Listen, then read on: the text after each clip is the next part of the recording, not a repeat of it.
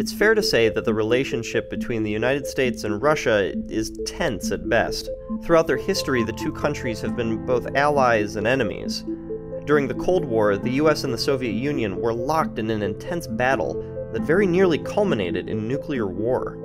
Thankfully, it didn't, and in 1991, the Soviet Union collapsed, ending the Cold War. It's been more than 2 decades since the Soviet era ended. Russia and its people have moved on, well, except for towns like this.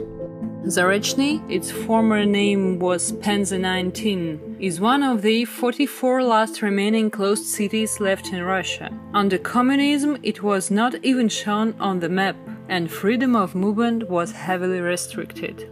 That's Ksenia Yurkova, a Russian photographer who visited Zarechny, a closed city southeast of Moscow. Now, you're probably wondering what a closed city is. Throughout the Cold War, the Soviet Union created 44 cities that were kept secret from the world.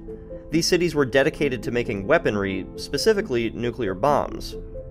The USSR was trying to play catch-up because in 1945, this happened. The bomb was exploded above the city, and in the towering mushroom, Japan could read its doom. The American detonations in Hiroshima and Nagasaki kick-started an arms race between the US and Soviets that would last for decades. But the USSR didn't want anyone knowing where they were building their bombs, so they created cities that were, at the time, impossible to find. Secret cities like Zarechny existed to make weapons without interruption or interference. But now, long after the Cold War has ended, many of these cities remain isolated, not just from the rest of the world, but from the rest of the country too. The city's 62,000 inhabitants live encircled by a fence of barbed wire. They easily can leave the city, but the guests are allowed to visit only after they obtain the invitation from the locals, and only if it is approved by the authorities. The city is beginning to open up, but there are still parts of it that are completely blocked off from outsiders like Ksenia. Today Zarechny is still full of out-of-bounds areas, most notably Rosatom, a state-owned corporation to manufacture parts for nuclear weapons.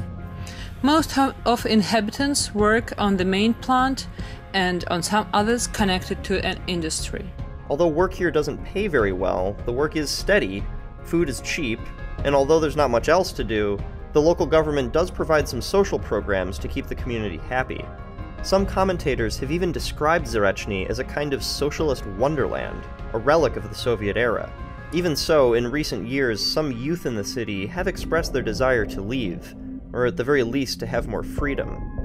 When Ksenia visited the city, it was clear that residents were still subject to the local government. People seem to be not so free in their decisions. It was rather visible during the official parade due to anniversary celebration, when the most of workers were forced to take part.